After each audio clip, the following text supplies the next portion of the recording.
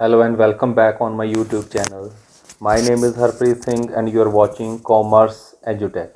And today I am going to deliver a next lecture from Plus 2 Business Study. And the topic is Scientific Principles and Significance of Principles of Management.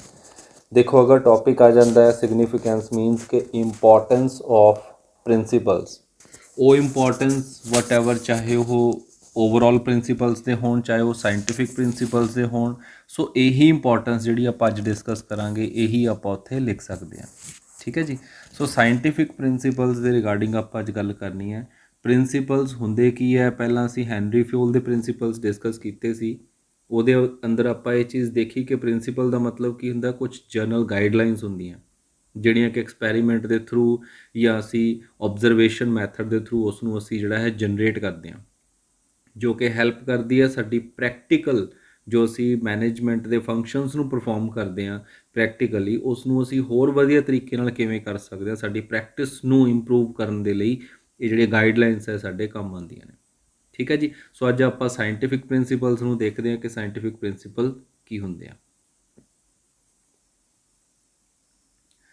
Scientific principals of management ਹੁਣ ਦੇਖੋ ਜਿਵੇਂ ਜਿਵੇਂ industrial revolution ਆਇਆ ਪਹਿਲਾਂ ਤਾਂ ਆਪਾਂ ਥੋੜ੍ਹਾ ਜਿਹਾ ਦੇ ਬੈਕਗਰਾਊਂਡ ਦੇ ਵਿੱਚ ਜਾਣਦੇ ਹਾਂ ਕਿ ਸਾਇੰਟੀਫਿਕ ਪ੍ਰਿੰਸੀਪਲਸ ਇਜਾਦ ਕਿੱਥੋਂ ਹੋਏ ਕਿਵੇਂ ਇਹਨਾਂ ਦੀ ਜਿਹੜੀ ਹੈ ਇਨਵੈਂਸ਼ਨ ਕੀਤੀ ਗਈ after the industrial revolution inventions of new machines and methods of productions were rapidly change ਹੋਏ ਨਵੀਆਂ ਟੈਕਨੀਕਸ ਆਈਆਂ ਇੰਡਸਟਰੀਅਲ ਰੈਵੋਲਿਊਸ਼ਨ ਆਇਆ ਠੀਕ ਹੈ ਚੇਂਜ ਹੋਣ ਨਾਲ ਕੀ ਹੋਇਆ great need felt for the development in the principals of management also ਇਹ ਵੀ ਇੱਕ ਜ਼ਰੂਰਤ ਮਹਿਸੂਸ ਹੋਈ ਕਿ ਅਸੀਂ ਜਿਹੜੇ ਪ੍ਰਿੰਸੀਪਲਸ ਹੈ ਮੈਨੇਜਮੈਂਟ ਦੇ ਇਹਨਾਂ ਨੂੰ ਵੀ ਡਿਵੈਲਪ ਕਰੀਏ ਇਹਨਾਂ ਦੇ ਵਿੱਚ ਵੀ ਕੁਝ ਲੇਟੈਸਟ ਟੈਕਨੀਕਸ ਜਿਹੜੀਆਂ ਨੇ ਉਹਨਾਂ ਨੂੰ ਲੈ ਕੇ ਆਈਏ to cope up with the increased industrial peace ਜਿਵੇਂ ਕਿ ਇੰਡਸਟਰੀਅਲ ਪੇਸ ਜਿਹੜਾ ਹੈ ਵੱਧ ਰਿਹਾ ਹੈ ਜਿਵੇਂ ਕਿ ਸਾਡਾ ਕੰਪੀਟੀਸ਼ਨ ਵੱਧ ਰਿਹਾ ਨਵੀਂ ਟੈਕਨੋਲੋਜੀ ਵੱਧ ਰਹੀ ਹੈ ਉਹਦੇ ਨਾਲ ਅਸੀਂ ਆਪਣੇ ਆਪ ਨੂੰ ਕੋਪ ਅਪ ਕਰਨਾ ਮਤਲਬ ਕਿ ਮੈਚ ਕਰਨਾ ਉਹਦੇ ਨਾਲ ਮਿਲ ਕੇ ਚੱਲਣਾ ਉਹ ਸਾਰਾ ਕੁਝ ਕਰਨ ਦੇ ਲਈ ਸਾਨੂੰ ਇਹਦੇ ਅੰਦਰ ਵੀ ਡਿਵੈਲਪਮੈਂਟ ਦੀ ਜ਼ਰੂਰਤ ਮਹਿਸੂਸ ਹੋਈ So when new scientific techniques are used in the various functions of management, such approach is known as scientific approach. ਹੁਣ ਜਦੋਂ ਅਸੀਂ ਕੀ ਕੀਤਾ ਦੇਖੋ ਮੈਨੇਜਮੈਂਟ ਦੇ ਫੰਕਸ਼ਨਸ ਹੈ ਜਦੋਂ ਅਸੀਂ ਉਸ ਦੇ ਵਿੱਚ ਨਵੀਆਂ ਅਪਰੋਚਸ ਨੂੰ ਲੈ ਕੇ ਆਏ ਨਵੀਂ ਟੈਕਨੀਕ ਨੂੰ ਯੂਜ਼ ਕੀਤਾ ਇਨ ਸ਼ਾਰਟ ਅਗਰ ਅਸੀਂ ਕਹੀਏ ਕਿ ਅਸੀਂ ਸਾਇੰਟੀਫਿਕ ਮੈਥਡਸ ਨੂੰ ਯੂਜ਼ ਕੀਤਾ ਤਾਂ ਅਸੀਂ ਕੀ ਹੈ ਉਹੀ ਪੁਰਾਣੀ ਅਪਰੋਚ ਨੂੰ ਅਸੀਂ ਕੀ ਬੋਲ ਦਿੱਤਾ ਮਾਡਰਨ ਅਪਰੋਚ ਸਾਇੰਟੀਫਿਕ ਅਪਰੋਚ ਔਰ ਅਗਰ ਅਸੀਂ ਪ੍ਰਿੰਸੀਪਲਸ ਦੇ ਵਿੱਚ ਇਹ ਮਾਡਰਨ ਟੈਕਨੀਕਸ ਸਾਇੰਟੀਫਿਕ ਟੈਕਨੀਕਸ ਨੂੰ ਯੂਜ਼ ਕੀਤਾ ਤਾਂ ਅਸੀਂ ਕੀ ਕਹਿ ਦਿੱਤਾ ਉਸ ਨੂੰ scientific principals F.W. Taylor's made significant contribution in the development of management science. F.W. Taylor ਨੇ ਹੀ ਜਿਹੜੇ ਸਾਇੰਟੀਫਿਕ ਪ੍ਰਿੰਸੀਪਲਸ ਹੈ ਇਸ ਨੂੰ ਜਿਹੜਾ ਹੈ ਬਣਾਇਆ ਜਨਰੇਟ ਕੀਤਾ ਇਹਨਾਂ ਨੇ ਹੀ ਇਹ ਸਾਰੇ ਪ੍ਰਿੰਸੀਪਲ ਸੁਜੈਸਟ ਕੀਤੇ ਆ ਹੁਣ ਇਹਨਾਂ ਨੇ ਕੀ ਕੰਮ ਕੀਤਾ ਇਹਨਾਂ ਨੂੰ ਹੀ ਅਸੀਂ ਕੀ ਬੋਲਦੇ ਆ ਦ ਫਾਦਰ ਆਫ ਸਾਇੰਟੀਫਿਕ ਮੈਨੇਜਮੈਂਟ ਜੋ ਸਾਇੰਟੀਫਿਕ ਮੈਨੇਜਮੈਂਟ ਹੈ ਉਸ ਦੇ ਫਾਦਰ ਦਾ ਨਾਮ ਜਿਹੜਾ ਹੈ ਉਹ ਡੈਜ਼ਿਗਨੇਸ਼ਨ F.W. ਟੇਲਰ ਨੂੰ ਦਿੱਤਾ ਜਾਂਦਾ ਸੋ ਇਹਨਾਂ ਦੀ ਹਿਸਟਰੀ ਥੋੜ੍ਹੀ ਜਾਣੀਏ ਕੀ ਹੈ born in 1856 in USA start a career as a apprentice in small machine making shop in 1870 ਦੇਖੋ ਅਪ੍ਰੈਂਟਿਸ ਦਾ ਮਤਲਬ ਹੁੰਦਾ ਅਸੀਂ ਕਿਤੇ ਜਦੋਂ ਸਿੱਖਣ ਜਾਂਦੇ ਹਾਂ ਨਵੇਂ ਤਜਰਬਾ ਲੈਣ ਜਾਂਦੇ ਹਾਂ ਜਦੋਂ ਅਸੀਂ ਕਿਤੇ ਤਾਂ ਉਸ ਪਰਸਨ ਨੂੰ ਅਪ੍ਰੈਂਟਿਸ ਕਹਿ ਦਿੱਤਾ ਜਾਂਦਾ ਜਿਵੇਂ ਕਿ ਅਸੀਂ ਜਦੋਂ MBA ਕਰਦੇ ਹਾਂ ਤਾਂ MBA ਦੌਰਾਨ ਸਾਡੀ ਇੱਕ ਇੰਡਸਟਰੀਅਲ ਟ੍ਰੇਨਿੰਗ ਲੱਗਦੀ ਹੈ ਉਸ ਟ੍ਰੇਨਿੰਗ ਨੂੰ ਅਪ੍ਰੈਂਟਿਸਸ਼ਿਪ ਕਹਿ ਦਿੱਤਾ ਜਾਂਦਾ ਠੀਕ ਹੈ ਜੀ ਸੋ ਇਹਨਾਂ ਨੇ ਵੀ ਅਪ੍ਰੈਂਟਿਸਸ਼ਿਪ ਦੀ ਜਿਹੜੀ ਹੈ ਜੌਬ ਹੈ ਉਹ ਸਟਾਰਟ ਕੀਤੀ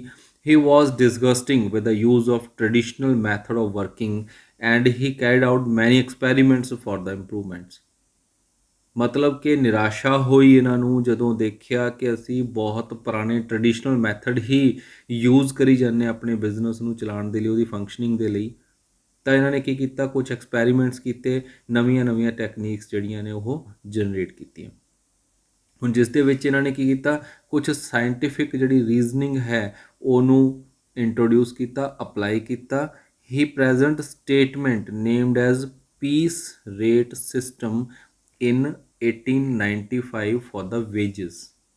ਦੇਖੋ ਪੀਸ ਰੇਟ ਸਿਸਟਮ ਜੋ ਹੈ ਵੇਜਸ ਦਾ ਮਤਲਬ ਕਿ ਜਿੰਨੇ ਪੀਸਿਸ ਕੋਈ ਬਣਾਊਗਾ ਉਹਦੇ ਅਕੋਰਡਿੰਗ ਉਸਨੂੰ ਵੇਜਸ ਦਿੱਤੀ ਜਾਏ। ਮਤਲਬ ਇੱਕ ਪੀਸ ਦਾ ਇੱਕ ਰੇਟ ਸੈੱਟ ਕਰ ਦਿਓ, ਇੱਕ ਵਰਕਰ ਜਿੰਨੇ ਬਣਾਊਗਾ ਮਲਟੀਪਲਾਈ ਕਰਕੇ ਉਨੀ ਉਸਨੂੰ ਵੇਜਸ ਜਿਹੜੀ ਹੈ ਡੇਲੀ ਬੇਸਿਸ ਦੇ ਉੱਪਰ ਅਸੀਂ ਦੇ ਦਈਏ। ਸੋ ਇਹ ਇਹਨਾਂ ਨੇ ਇੱਕ ਰਿਪੋਰਟ ਪਬਲਿਸ਼ ਕੀਤੀ ਔਰ ਇਸ ਦੇ ਸਿਸਟਮ ਦੇ ਨਾਲ ਜਿਹੜੀ ਹੈ ਵੇਜ ਸਿਸਟਮ ਦੇ ਵਿੱਚ ਥੋੜ੍ਹਾ ਜਿਹਾ ਅਪਡੇਸ਼ਨ ਕੀਤੀ ਗਈ। ਹੁਣ ਇਹ ਵੀ ਟ੍ਰੈਡੀਸ਼ਨਲ ਮੈਥਡ ਨੂੰ ਅਸੀਂ ਰਿਪਲੇਸ ਕੀਤਾ ਇਹਦੇ ਅੰਦਰ। ਨੈਕਸਟ ਕੀ ਕੀਤਾ ਇਹਨਾਂ ਨੇ, ਇੱਕ ਬੁੱਕ ਪਬਲਿਸ਼ ਕੀਤੀ ਸ਼ਾਪ ਮੈਨੇਜਮੈਂਟ ਦੇ ਨਾਮ ਤੇ 1903 ਦੇ ਅੰਦਰ, the principle and method of scientific management in 1911। 1911 ਦੇ ਵਿੱਚ ਇਹਨਾਂ ਨੇ principles and methods of scientific management ਦੀ ਬੁੱਕ ਜਿਹੜੀ ਹੈ ਪਬਲਿਸ਼ ਕੀਤੀ। ਇਹਨਾਂ ਦਾ ਕੰਟਰੀਬਿਊਸ਼ਨ ਹੈ। ਹੁਣ ਅਸੀਂ ਅੱਗੇ ਦੇਖਦੇ ਹਾਂ ਮੀਨਿੰਗ ਆਫ ਸਾਇੰਟੀਫਿਕ ਪ੍ਰਿੰਸੀਪਲ ਕੀ ਹੁੰਦਾ ਹੈ। ਹੁਣ ਅਗਰ ਅਸੀਂ ਮੀਨਿੰਗ ਦੇਖੀਏ, scientific management means knowing exactly what you want men to do and seeing that they do it in the best and the cheapest way। FW tailor ਨੇ ਜੋ definition ਦਿੱਤੀ ਸਾਨੂੰ ਸਾਇੰਟੀਫਿਕ ਪ੍ਰਿੰਸੀਪਲਸ ਦੀ ਸਾਇੰਟੀਫਿਕ ਮੈਨੇਜਮੈਂਟ ਦੀ, ਉਹਦੇ ਅੰਦਰ ਇਹਨਾਂ ਨੇ ਕੀ ਲਿਖਿਆ, scientific management means knowing exactly, ਇਹ ਦੇਖਣਾ what you want men to do, ਤੁਸੀਂ ਕੀ ਚਾਹੁੰਦੇ ਹੋ ਕਿ ਤੁਹਾਡੇ ਜੋ ਪਰਸਨਸ ਹੈ, ਫੈਲੋ ਬੀਇੰਗਸ ਨੇ, ਜੋ ਤੁਹਾਡੇ ਵਰਕਰਸ ਨੇ, ਉਹ ਕੀ ਕਰਨ, ਤੁਸੀਂ ਕੀ ਚਾਹੁੰਦੇ ਹੋ।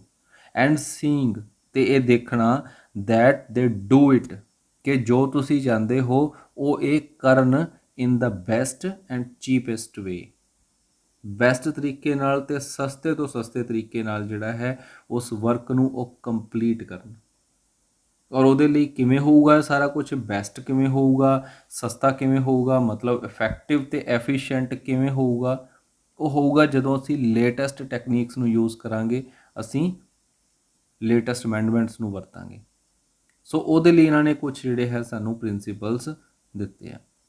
ਔਰ ਇਹਨਾਂ ਦੀ ਫੀਚਰਸ ਕੀ ਹੈ ਪ੍ਰਿੰਸੀਪਲਸ ਦੀ, ਫਸਟ ਹੈ ਸਿਸਟਮੈਟਿਕ ਅਪਰੋਚ। ਦੇਖੋ ਅਸੀਂ ਕਿਸੇ ਵੀ ਚੀਜ਼ ਨੂੰ ਸਿਸਟਮੈਟਿਕ ਕਦੋਂ ਕਹਿ ਦਿੰਦੇ ਹਾਂ, ਜਦੋਂ ਉਹ ਥਰੂ ਰੂਲਸ ਐਂਡ ਰੈਗੂਲੇਸ਼ਨ ਚੱਲਦੀ ਹੈ ਤਾਂ ਉਹ ਸਿਸਟਮੈਟਿਕ ਹੋ ਜਾਂਦੀ ਹੈ। ਤਾਂ ਕੀ ਲਿਖਿਆ, it is a systematic and analytical approach to solve industrial problems. ਦੇਖੋ ਐਨਾਲਿਟੀਕਲ ਜਿਹੜੀ ਅਪਰੋਚ ਆ ਉਸ ਕਿਸ ਨੂੰ ਕਿਹਾ ਜਾਂਦਾ ਹੈ, ਐਨਾਲਾਈਜ਼ ਕਰਨਾ, ਫਿਰ ਉਸ ਦੇ ਕਿਸੇ ਰਿਜ਼ਲਟ 'ਤੇ ਜਾਣਾ, ਫਿਰ ਉਹਦੇ ਲਈ ਕੋਈ ਡਿਸੀਜ਼ਨ ਜਿਹੜਾ ਹੈ ਉਹ ਲੈਣਾ। ਵਿਦਆਊਟ ਐਨਾਲਾਈਜ਼ ਕੋਈ ਡਿਸੀਜ਼ਨ ਨਹੀਂ ਲੈਣਾ। ਪਹਿਲਾਂ ਜਿਵੇਂ ਅਸੀਂ ਆਮ ਭਾਸ਼ਾ ਦੇ ਵਿੱਚ ਆਪਾਂ ਕਹਿ ਦਿੰਦੇ ਹਾਂ ਕਿ ਥਿੰਕ ਬਿਫੋਰ ਡੂਇੰਗ, ਕੁਛ ਵੀ ਕਰਨ ਤੋਂ ਪਹਿਲਾਂ ਕੁਛ ਸੋਚੋ, ਬੋਲਣ ਤੋਂ ਪਹਿਲਾਂ ਵੀ ਕੁਛ ਸੋਚੋ। ਠੀਕ ਹੈ, ਇਹ ਚੀਜ਼ ਇੱਥੇ ਲਾਗੂ ਹੋਈ ਕਿ ਐਨਾਲਿਟੀਕਲ ਅਪਰੋਚ ਜਿਹੜੀ ਹੈ ਉਸ ਨੂੰ ਯੂਜ਼ ਕੀਤਾ ਗਿਆ, ਸਿਸਟਮੈਟਿਕ ਅਪਰੋਚ ਨੂੰ ਯੂਜ਼ ਕੀਤਾ ਗਿਆ ਕਿਸੇ ਵੀ ਪ੍ਰੋਬਲਮ ਨੂੰ ਸੋਲਵ ਕਰਨ ਤੋਂ ਪਹਿਲਾਂ। ਇਹਦਾ ਮਤਲਬ ਅਸੀਂ ਇੱਥੇ ਕੀ ਰਿਪਲੇਸ ਕਰ ਦਿੱਤਾ, ਸਾਡੇ ਟ੍ਰੈਡੀਸ਼ਨਲ ਮੈਥਡਸ ਰਿਪਲੇਸ ਕਰ ਦਿੱਤੇ ਕਿ ਅਗਰ ਕੋਈ ਪ੍ਰੋਬਲਮ ਆਈ ਤਾਂ ਅਸੀਂ ਇੱਕ ਹੀ ਮੈਥਡ ਉੱਥੇ ਯੂਜ਼ ਕਰਦੇ ਰਹਿੰਦੇ ਸੀ, ਬਾਰ-ਬਾਰ ਉਹਦੇ ਨਾਲ ਅਸੀਂ ਸੋਚਦੇ ਸੀ ਕਿ ਪ੍ਰੋਬਲਮ ਸਾਡੀ ਸੋਲਵ ਹੋ ਜਾਏਗੀ। ਬਟ ਹੁਣ ਕੀ ਹੋਊਗਾ, ਐਨਾਲਾਈਜ਼ ਕਰੋ, ਕੁਛ ਨਵਾਂ ਉੱਥੇ ਜਿਹੜਾ ਹੈ ਫਿੱਟ ਕਰਨ ਦੀ ਕੋਸ਼ਿਸ਼ ਕਰਨੀ, ਇਹਨੂੰ ਅਸੀਂ ਬੋਲ ਦਿੰਦੇ ਹਾਂ ਐਨਾਲਾਈਜ਼ ਕਰਨਾ, ਕਿ ਹਰ ਇੱਕ ਪ੍ਰੋਬਲਮ ਦੂਸਰੀ ਤੋਂ ਅਲੱਗ ਹੈ, ਉਹਨੂੰ ਐਨਾਲਾਈਜ਼ ਕਰਨਾ, ਉਹਦੇ ਮੁਤਾਬਿਕ ਜਿਹੜਾ ਹੈ ਅਸੀਂ ਫੈਸਲਾ ਲੈਣਾ ਹੋਏਗਾ। ਨੈਕਸਟ ਸਾਡਾ ਪੁਆਇੰਟ ਆ ਜਾਂਦਾ ਮੈਂਟਲ ਰੈਵੋਲਿਊਸ਼ਨ। ਦੇਖੋ ਹੁਣ ਮੈਂਟਲ ਰੈਵੋਲਿਊਸ਼ਨ ਦਾ ਕੀ ਮਤਲਬ ਹੈ, it focused on mental revolution of the workers toward their work and their management. Mental revolution ਦਾ ਮਤਲਬ ਹੈ ਕਿ ਉਹਨਾਂ ਦੀ ਜੋ ਸੋਚਣ ਸ਼ਕਤੀ ਹੈ, ਜੋ ਉਹਨਾਂ ਦਾ ਸੋਚਣ ਦਾ ਸਿਨੈਰੀਓ ਹੈ, ਉਸ ਨੂੰ ਚੇਂਜ ਕਰਨਾ ਸੀ। ਪਹਿਲਾਂ ਤਾਂ ਵਰਕਰ ਜਿਹੜੇ ਹੋਰ ਟ੍ਰੈਡੀਸ਼ਨਲ ਮੈਥਡ ਨੂੰ ਛੱਡ ਕੇ ਨਵੇਂ ਮੈਥਡ ਨੂੰ ਅਡੋਪਟ ਕਰਨ ਦੇ ਲਈ ਜਿਹੜੇ ਹੈ ਐਗਰੀ ਹੋਣ। ਇੱਕ ਰੈਵੋਲਿਊਸ਼ਨ ਤਾਂ ਇਸ ਦੇ ਵਿੱਚ ਆ ਜਾਂਦਾ ਹੈ ਕਿ ਉਹਨਾਂ ਨੂੰ ਅਸੀਂ ਚੇਂਜ ਕਰਨਾ ਬੇਸਿਕਲੀ। ਦੂਸਰਾ ਹੈ ਇਹ ਉਹਨਾਂ ਦੇ ਕੰਮ ਦੇ ਲਈ ਸੀ, ਦੂਸਰਾ ਹੈ ਮੈਨੇਜਮੈਂਟ ਦੇ ਲਈ, ਕਿਉਂਕਿ ਮੈਨੇਜਮੈਂਟ ਵੀ ਇਹ ਸੋਚਦੀ ਹੈ ਕਿ ਵਰਕਰ ਜਿਹੜੇ ਆ ਕੰਮ ਘੱਟ ਕਰਦੇ ਆ, ਸੈਲਰੀ ਜ਼ਿਆਦਾ ਲੈਂਦੇ ਆ, ਔਰ ਜੋ ਵਰਕਰ ਹੈ ਉਹ ਇਹ ਸੋਚਦੇ ਆ ਕਿ ਸਾਨੂੰ ਸੈਲਰੀ ਘੱਟ ਦਿੱਤੀ ਜਾਂਦੀ ਹੈ ਔਰ ਸਾਡੇ ਤੋਂ ਕੰਮ ਬਹੁਤ ਜ਼ਿਆਦਾ ਲਿਆ ਜਾਂਦਾ। ਇਸ ਕਰਕੇ ਦੋਨਾਂ ਦੇ ਵਿੱਚ ਇੱਕ ਰੈਵੋਲਿਊਸ਼ਨ ਲੈ ਕੇ ਆਉਣਾ ਜ਼ਰੂਰੀ ਹੈ ਕਿ both are the part of industry. So ਇਹ ਚੇਂਜ ਜਿਹੜੀ ਹੈ ਉਹਨਾਂ ਦੇ ਦਿਮਾਗ ਦੇ ਵਿੱਚ ਕਿਵੇਂ ਆਊਗੀ, ਜਦੋਂ ਅਸੀਂ ਉਹਨਾਂ ਨੂੰ ਮੋਟੀਵੇਟ ਕਰਾਂਗੇ। ਠੀਕ ਆ, ਮੋਟੀਵੇਸ਼ਨ ਜਿਹੜਾ ਹੈ ਇੱਥੇ ਇੰਪੋਰਟੈਂਟ ਰੋਲ ਪਲੇ ਕਰੇਗਾ। ਸੋ ਇੱਕ ਮੈਂਟਲ ਰੈਵੋਲਿਊਸ਼ਨ ਉਹਨਾਂ ਦੇ ਅੰਦਰ ਹੋਣਾ ਜ਼ਰੂਰੀ ਹੈ। ਨੈਕਸਟ ਹੈ discard old method of work.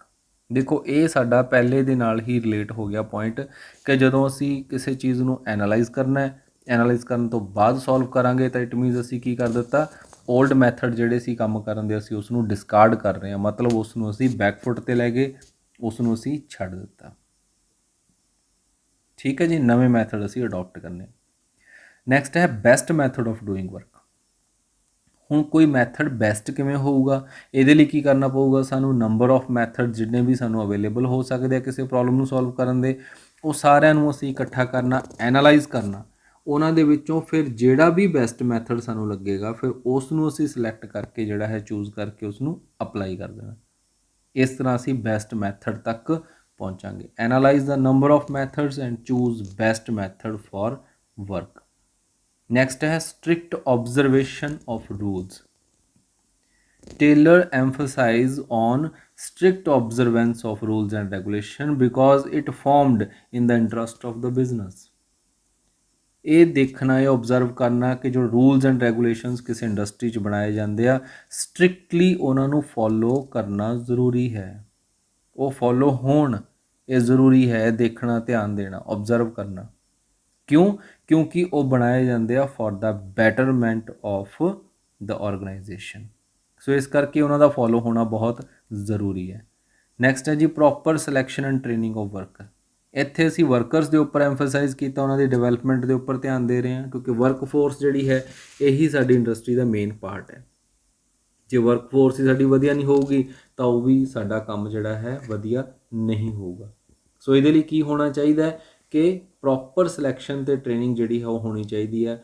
Latest ਜਿਹੜੀ ਟੈਕਨੀਕ ਹੈ ਉਹਨਾਂ ਦੀ ਰਿਕਰੂਟਮੈਂਟ, ਉਹਨਾਂ ਦੀ ਸਿਲੈਕਸ਼ਨ, ਉਹਨਾਂ ਦੀ ਟ੍ਰੇਨਿੰਗ ਉਸੇ ਸਾਇੰਟੀਫਿਕ ਮੈਥਡਸ ਦੇ ਅਕੋਰਡਿੰਗ ਹੋਣੀ ਚਾਹੀਦੀ ਹੈ। ਉਸੇ ਤਰ੍ਹਾਂ ਉਹਨਾਂ ਦੇ ਟੈਸਟ ਹੋਣੇ ਚਾਹੀਦੇ, ਉਹਨਾਂ ਦੇ ਇੰਟਰਵਿਊਜ਼ ਹੋਣੇ ਚਾਹੀਦੇ ਅਲੱਗ-ਅਲੱਗ ਤਰ੍ਹਾਂ ਦੇ। ਠੀਕ ਹੈ, ਔਰ ਇੱਕ ਵਰਕਰ ਨੂੰ ਜਦੋਂ ਅਸੀਂ ਕੰਮ ਦੇਣਾ ਤਾਂ ਉਹਦੇ ਲਈ ਅਸੀਂ ਦੂਸਰੇ ਵੀ ਸਿਸਟਮ ਨੂੰ ਯੂਜ਼ ਕਰਨਾ, like best person on best place ਹੋਵੇ। ਠੀਕ ਹੈ, ਸੋ ਇਸ ਤਰ੍ਹਾਂ ਦੀ ਜਿਹੜੀ ਟੈਕਨੀਕਸ ਨੇ ਅਸੀਂ ਉਹ ਯੂਜ਼ ਕਰਨੀਆਂ ਨੇ। ਨੈਕਸਟ ਹੈ ਸਪੈਸ਼ਲਾਈਜੇਸ਼ਨ। ਇਹ ਅਸੀਂ ਆਲਰੇਡੀ ਪਹਿਲਾਂ ਦੇ ਪ੍ਰਿੰਸੀਪਲਸ ਦੇ ਵਿੱਚ ਇਹ ਚੀਜ਼ ਨੂੰ ਡਿਸਕਸ ਕਰ ਚੁੱਕੇ ਕਿ ਪ੍ਰਿੰਸੀਪਲਸ ਦੇ ਕਿ ਜੋ ਵੀ ਅਸੀਂ ਕੰਮ ਕਰਨਾ ਹੈ ਉਹਦੇ ਅੰਦਰ ਸਪੈਸ਼ਲਾਈਜੇਸ਼ਨ ਦਾ ਹੋਣਾ ਜ਼ਰੂਰੀ ਹੈ। ਮਤਲਬ ਕਿ right person should be on right job. Specialisation must follow for the work division among the workers. ਜਦੋਂ ਅਸੀਂ ਕੰਮ ਵੰਡਣਾ ਹੈ ਤਾਂ ਉਸ ਟਾਈਮ ਅਸੀਂ ਸਪੈਸ਼ਲਾਈਜੇਸ਼ਨ ਨੂੰ ਧਿਆਨ ਦੇ ਵਿੱਚ ਰੱਖਦੇ ਹੋਏ ਕੰਮ ਨੂੰ ਵੰਡਣਾ ਕਿ ਰਾਈਟ ਜੋਬ ਹੀ ਰਾਈਟ ਪਰਸਨ ਨੂੰ ਦੇਣੀ ਹੋਏਗੀ। ਠੀਕ ਹੈ ਜੀ, ਇਹ ਸਾਡੇ ਫੀਚਰ ਸੀ ਕੁਝ ਪ੍ਰਿੰਸੀਪਲਸ ਦੇ। ਹੁਣ ਅਸੀਂ ਪ੍ਰਿੰਸੀਪਲਸ ਦੀ ਗੱਲ ਕਰਨੀ ਹੈ ਕਿ ਸਾਇੰਟੀਫਿਕ ਜਿਹੜੇ ਮੈਨੇਜਮੈਂਟ ਹੈ ਇਸ ਦੇ ਪ੍ਰਿੰਸੀਪਲਸ ਕਿਹੜੇ ਕਿਹੜੇ ਆ। ਫਸਟ ਹੈ science not rule of thumb. ਹੁਣ ਦੇਖੋ ਸਾਇੰਸ ਦਾ ਇੱਥੇ ਕੀ ਮਤਲਬ ਲਿਆ ਗਿਆ, ਲੇਟੈਸਟ ਟੈਕਨੀਕਸ ਦਾ ਮਤਲਬ ਹੈ ਇੱਥੇ। Taylor want to replace the old methods with new scientific methods. ਕਿ ਅਸੀਂ ਕੀ ਕਰਨਾ ਹੈ, ਓਲਡ ਮੈਥਡਸ ਨੂੰ ਛੱਡ ਕੇ ਨਵੇਂ ਮੈਥਡਸ ਜਿਹੜੇ ਹੈ ਸਟੱਡੀ ਦੇ ਜਾਂ ਨਵੇਂ ਮੈਥਡ ਹੈ ਕਿਸੇ ਵੀ ਪ੍ਰੋਬਲਮ ਨੂੰ ਸੋਲਵ ਕਰਨ ਦੇ, ਉਹ ਅਸੀਂ ਯੂਜ਼ ਕਰਨੇ ਆ। There must be thinking before doing, not use the rule of thumb. कि ਅਸੀਂ ਪੁਰਾਣੇ ਰੂਲਸ ਨਹੀਂ ਯੂਜ਼ ਕਰਨੇ, ਅਸੀਂ ਥਿੰਕ ਬਿਫੋਰ ਡੂਇੰਗ। ਦੇਖੋ ਅਸੀਂ ਐਨਾਲਾਈਜ਼ ਦੀ ਗੱਲ ਕੀਤੀ ਸੀ ਪਹਿਲਾਂ, ਉਹ ਪੁਆਇੰਟ ਇੱਥੇ ਆ ਗਿਆ ਕਿ ਅਸੀਂ ਕਿਸੇ ਕੰਮ ਨੂੰ ਕਰਨ ਤੋਂ ਪਹਿਲਾਂ ਜਿਹੜਾ ਹੈ ਪ੍ਰੋਪਰਲੀ ਉਸ ਨੂੰ ਐਨਾਲਾਈਜ਼ ਕਰਨਾ, ਉਸ ਪ੍ਰੋਬਲਮ ਨੂੰ ਐਨਾਲਾਈਜ਼ ਕਰਨਾ। ਨੈਕਸਟ ਕੀ ਲਿਖਿਆ, for example before fixing the job time study and past results ਜਿਹੜੇ ਐਕਸਪੀਰੀਅੰਸ ਆ ਸਾਡੇ ਉਸ ਨੂੰ ਐਨਾਲਾਈਜ਼ ਕਰਨਾ ਜ਼ਰੂਰੀ ਹੈ। ਜੋ ਕਿਸੇ ਨੂੰ ਵੀ ਜੌਬ ਅਸੀਂ ਦੇਣੀ ਹੈ ਤਾਂ ਅਸੀਂ ਕੀ ਕਰਨਾ, ਪਹਿਲਾਂ ਟਾਈਮ ਸਟੱਡੀ ਦੇਖਣੀ ਹੈ ਕਿ ਇਸ ਜੌਬ ਨੂੰ ਟਾਈਮ ਕਿੰਨਾ ਕੁ ਲੱਗੂਗਾ ਜਾਂ ਉਹ ਕਿੰਨਾ ਕੁ ਟਾਈਮ ਲਗਾਉਂਦਾ ਰਿਹਾ, ਕਿਆ ਉਹ ਐਫੀਸ਼ੀਐਂਟ ਹੈ, ਕਿਆ ਉਸ ਨੂੰ ਅਸੀਂ ਜੌਬ ਦੇਣੀ ਹੈ। ਨੈਕਸਟ ਅਸੀਂ ਇਹ ਦੇਖਣਾ ਕਿ ਸਾਡੇ ਪਾਸਟ ਰਿਜ਼ਲਟ ਕਿਸ ਤਰ੍ਹਾਂ ਦੇ ਸੀ, ਤਾਂ ਉਸ ਵਰਕਰ ਦੇ ਵੀ ਪਾਸਟ ਰਿਜ਼ਲਟ ਕਿਸ ਤਰ੍ਹਾਂ ਦੇ ਸੀ। ਇਹ ਚੀਜ਼ਾਂ ਨੂੰ ਅਸੀਂ ਧਿਆਨ ਦੇ ਵਿੱਚ ਰੱਖਦੇ ਹੋਏ ਹੀ ਉਸ ਨੂੰ ਜਿਹੜੀ ਜੌਬ ਹੈ ਉਹ ਆਫਰ ਕਰਨੀ ਹੈ। ਕਲੀਅਰ। ਨੈਕਸਟ ਪੁਆਇੰਟ ਹੈ ਸਾਡਾ ਹਾਰਮਨੀ ਨਾਟ ਡਿਸਕॉर्ड। ਦੇਖੋ ਇੱਥੇ ਹਾਰਮਨੀ ਤੋਂ ਕੀ ਲਿਆ ਗਿਆ, ਇੱਕ ਮਿਊਚੁਅਲ ਕੋਆਪਰੇਸ਼ਨ ਹੁੰਦੀ ਆ, complete cooperation between the management and the workers. ਜਿੱਥੇ ਅਸੀਂ ਇਹ ਗੱਲ ਕੀਤੀ ਸੀ ਕਿ ਦੋਨਾਂ ਦਾ ਅਸੀਂ ਮੈਂਟਲ ਰੈਵੋਲੂਸ਼ਨ ਲੈ ਕੇ ਆਉਣਾ, ਉਹ ਇਸ ਪੁਆਇੰਟ ਤੋਂ ਆਊਗਾ, ਇਸ ਪ੍ਰਿੰਸੀਪਲ ਤੋਂ ਆਊਗਾ।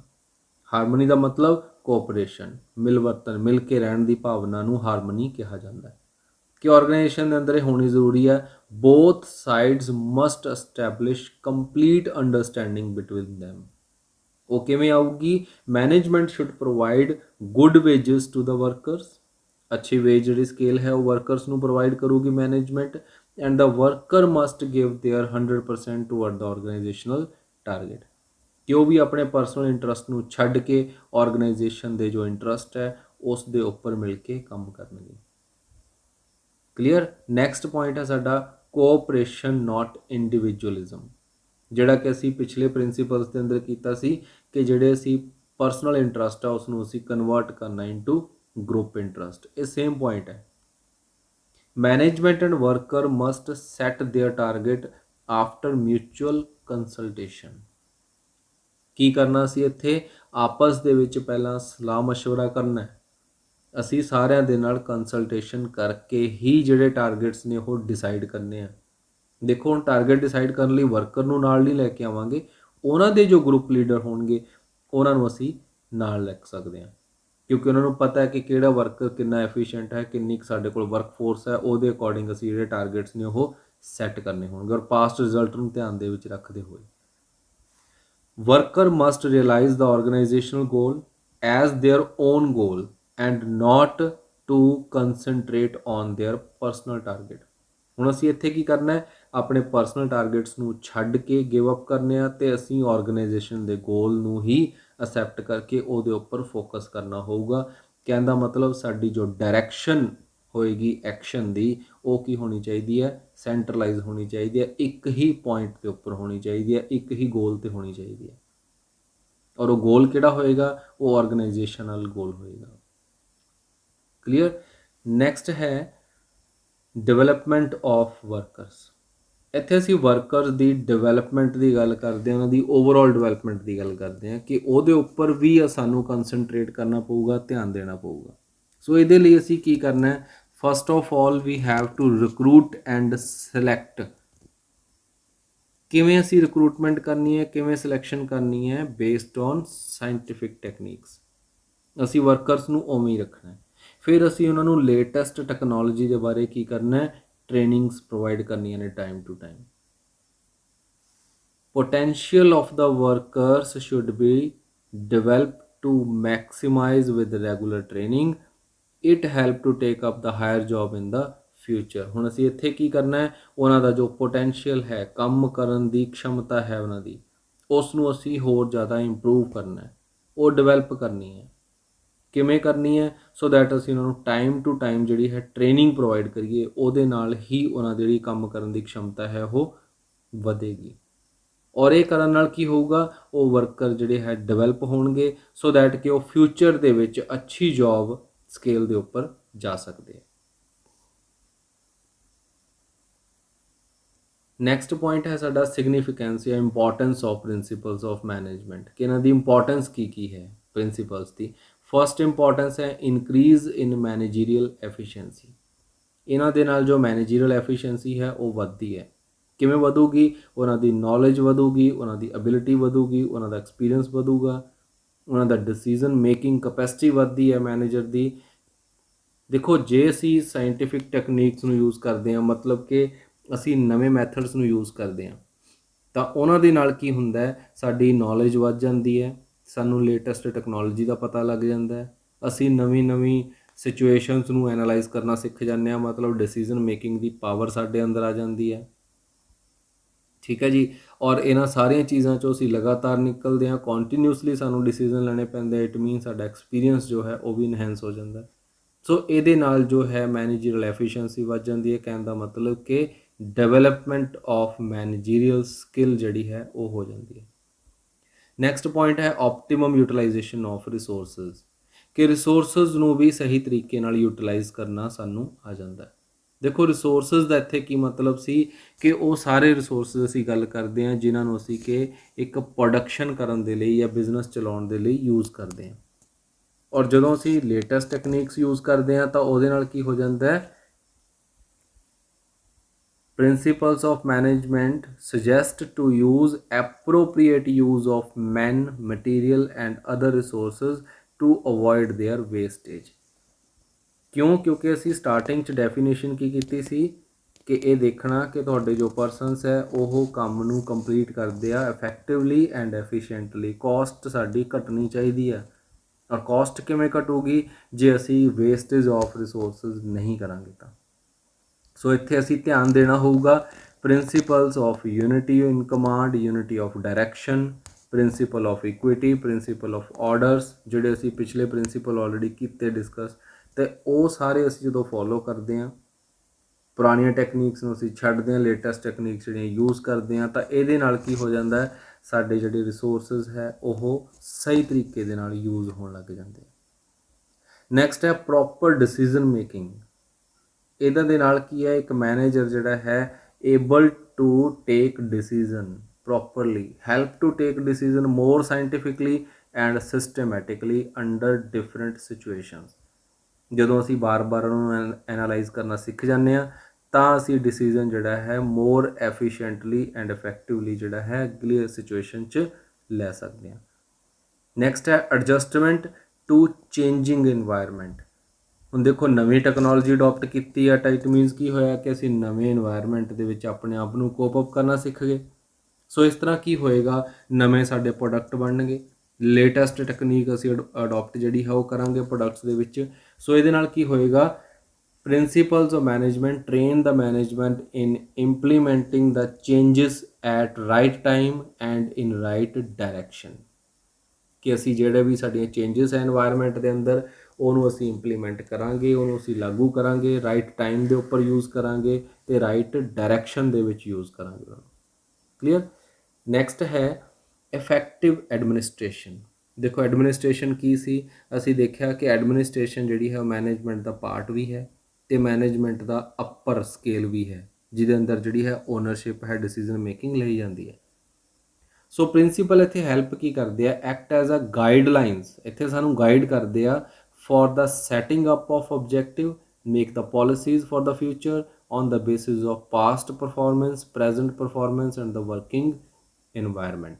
ਇਹਨਾਂ ਚੀਜ਼ਾਂ ਦੇ ਉੱਪਰ ਧਿਆਨ ਰੱਖਦੇ ਹੋਏ ਅਸੀਂ ਕੀ ਕਰ ਸਕਦੇ ਹਾਂ, ਸਾਡੇ ਐਡਮਿਨਿਸਟ੍ਰੇਟਿਵ ਫੰਕਸ਼ਨ ਜਿਹੜੇ ਹੈ ਉਹਨਾਂ ਨੂੰ ਵੀ ਅਸੀਂ ਚੰਗੀ ਤਰ੍ਹਾਂ ਪਰਫਾਰਮ ਕਰ ਸਕਦੇ ਹੋਵਾਂਗੇ।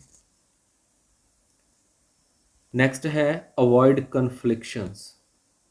ਦੇਖੋ ਕਨਫਲਿਕਸ਼ਨਸ ਦਾ ਮਤਲਬ ਕੀ ਆ, ਮਤਭੇਦ ਪੈਦਾ ਹੁੰਦੇ ਆ ਦੋ ਬੰਦਿਆਂ ਦੇ ਵਿਚਕਾਰ, ਜਦੋਂ ਉਹਨਾਂ ਦੀ ਸੋਚ ਨਹੀਂ ਮਿਲਦੀ ਤਾਂ ਉਹਨੂੰ ਅਸੀਂ ਕੀ ਕਹਿ ਦਿੰਦੇ ਹਾਂ, ਕਨਫਲਿਕਸ਼ਨਸ ਅਰਾਈਜ਼ ਹੋ ਗਈਆਂ।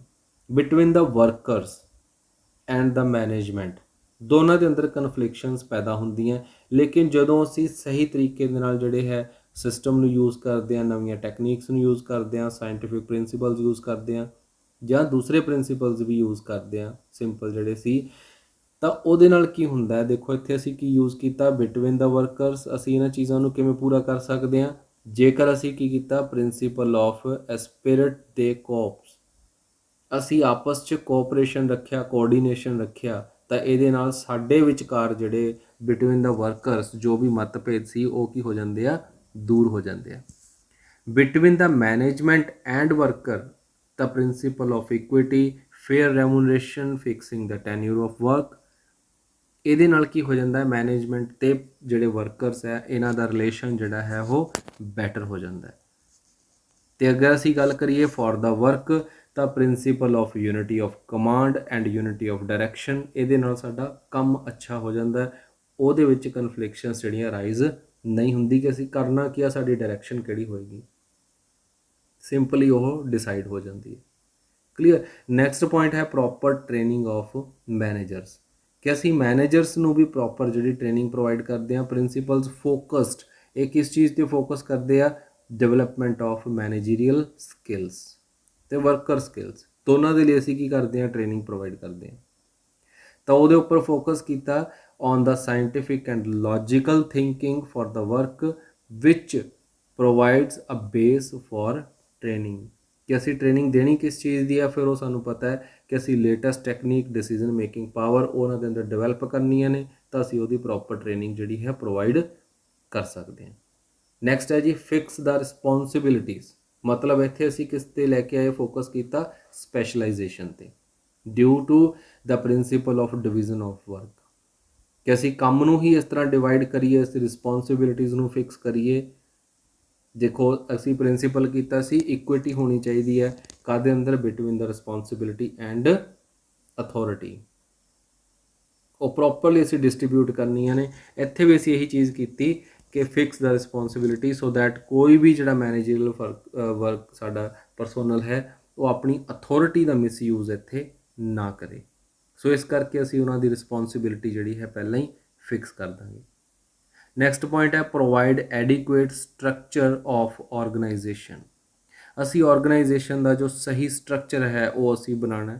ਮਤਲਬ ਅਸੀਂ ਸੈਂਟਰਲਾਈਜੇਸ਼ਨ ਅਤੇ ਡੀਸੈਂਟਰਲਾਈਜੇਸ਼ਨ ਜਿਹੜੀ ਹੈ, ਜਿੱਥੇ ਜਿੱਥੇ ਸੈਂਟਰਲਾਈਜੇਸ਼ਨ ਦੀ ਜ਼ਰੂਰਤ ਹੈ ਸੈਂਟਰਲਾਈਜੇਸ਼ਨ, ਜਿੱਥੇ ਡੀਸੈਂਟਰਲਾਈਜ਼ ਕਰ ਸਕਦੇ ਹਾਂ ਉੱਥੇ ਇਫੈਕਟਿਵ ਡੀਸੈਂਟਰਲਾਈਜ਼ ਅਸੀਂ ਕਰਨਾ ਹੈ। ਸੋ ਇਹ ਵੀ ਸਾਡੇ ਲਈ ਹੈ ਕਿ ਸਾਨੂੰ ਸੁਜੈਸਟ ਕਰਦੇ ਆ ਕਿ ਅਸੀਂ ਇੱਕ ਸਹੀ ਸਟਰਕਚਰ ਜੋ ਹੈ ਆਰਗੇਨਾਈਜੇਸ਼ਨ ਦਾ ਉਹ ਤਿਆਰ ਕਰੀਏ according to the environment and according to the situation.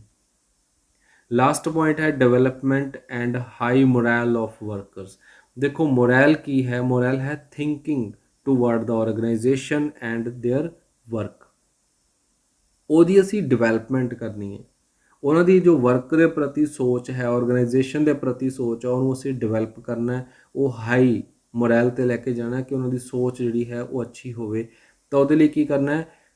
Due to the principle of initiative ਕਿ ਅਸੀਂ ਹਰੇਕ ਵਰਕਰ ਨੂੰ ਅੱਗੇ ਲੈ ਕੇ ਆਉਣਾ, ਮੋਟੀਵੇਟ ਕਰਨਾ, ਉਹਦੀ ਥਿੰਕਿੰਗ ਨੂੰ ਵੈਲਕਮ ਕਰਨਾ, ਉਹਦੇ ਮੈਥਡਸ ਨੂੰ ਵੈਲਕਮ ਕਰਨਾ। ਅਸੀਂ ਅਗਰ ਉਹ ਕੋਈ ਸੁਜੈਸ਼ਨ ਦੇ ਰਿਹਾ ਤਾਂ ਜੋ ਇਨੀਸ਼ੀਏਟ ਲਵੇ, ਉਹ ਪਹਿਲ ਕਰੇ, ਅੱਗੇ ਆਏ। ਅਤੇ ਨਾਲ ਕੀ ਕਰਨਾ? ਅਸੀਂ ਸਪੈਸ਼ਲਾਈਜੇਸ਼ਨ ਲੈ ਕੇ ਆਉਣੀ ਹੈ ਸੋ ਦੈਟ ਕਿ ਅੱਛਾ ਜਿਹੜਾ ਪਰਸਨ ਹੈ ਜੋ ਕਿ ਕੁਆਲੀਫਾਈਡ ਹੈ ਉਹੀ ਉਸ ਜੋਬ ਨੂੰ ਕਰੇ। ਨਾਲ ਅਸੀਂ ਉਹਨਾਂ ਦਾ ਜੋਬ ਟੈਨਿਊਰ ਜਿਹੜਾ ਹੈ ਉਹ ਫਿਕਸ ਕਰਨਾ ਹੈ ਸੋ ਦੈਟ ਕਿ ਉਹਨਾਂ ਨੂੰ ਮੋਟੀਵੇਸ਼ਨ ਮਿਲੇ ਕੰਮ ਕਰਨ ਦੇ ਲਈ। ਅਤੇ ਉਹਨਾਂ ਦੇ ਅੰਦਰ ਅਸੀਂ ਪ੍ਰਿੰਸੀਪਲ ਆਫ ਇਕੁਇਟੀ ਲੈ ਕੇ ਆਉਣੀ ਹੈ। ਤਾਂ ਇਹਨਾਂ ਸਾਰਿਆਂ ਦੇ ਨਾਲ ਕੀ ਹੋਏਗਾ? ਉਹਨਾਂ ਦੀ ਜੋ ਥਿੰਕਿੰਗ ਹੈ ਆਰਗੇਨਾਈਜੇਸ਼ਨ ਦੀ ਤਰਫ ਅਤੇ ਉਹਨਾਂ ਦੇ ਵਰਕ ਦੀ ਤਰਫ, ਉਹ ਸਾਰਾ ਕੁਝ ਕੀ ਹੋ ਜਾਏਗਾ? ਪੋਜ਼ੀਟਿਵ ਹੋ ਜਾਏਗਾ। ਠੀਕ ਹੈ ਜੀ, ਇਹ ਸੀ ਆਪਣਾ ਅੱਜ ਦਾ ਟੌਪਿਕ ਸਾਇੰਟੀਫਿਕ ਪ੍ਰਿੰਸੀਪਲਸ ਕੀ ਹੁੰਦੇ ਆ। ਅਤੇ ਅਸੀਂ ਜੋ ਪ੍ਰਿੰਸੀਪਲਸ ਹੁਣ ਤੱਕ ਕੀਤੇ, ਚਾਹੇ ਉਹ ਸਾਇੰਟੀਫਿਕ ਪ੍ਰਿੰਸੀਪਲ ਸੀ, ਚਾਹੇ ਉਹ ਨੋਰਮਲ ਸੀ, ਅਤੇ ਉਹਨਾਂ ਦਾ ਇੰਪੋਰਟੈਂਸ ਕੀ ਹੈ, ਉਹਨਾਂ ਦੀ ਸਿਗਨੀਫਿਕੈਂਸ ਕੀ ਹੈ। ਹੋਪਫੁਲੀ ਇਹਦਾ ਟੌਪਿਕ ਸਮਝ ਆ ਗਿਆ ਹੋਊਗਾ। ਅਗਰ ਕੋਈ ਪ੍ਰੋਬਲਮ ਹੈ ਤਾਂ ਮੇਰੇ ਨਾਲ ਡਿਸਕਸ ਕਰ ਸਕਦੇ ਹੋ ਜੀ। ਠੀਕ ਹੈ ਜੀ, thanks for watching. Subscribe and share the channel for the next update. Thank you.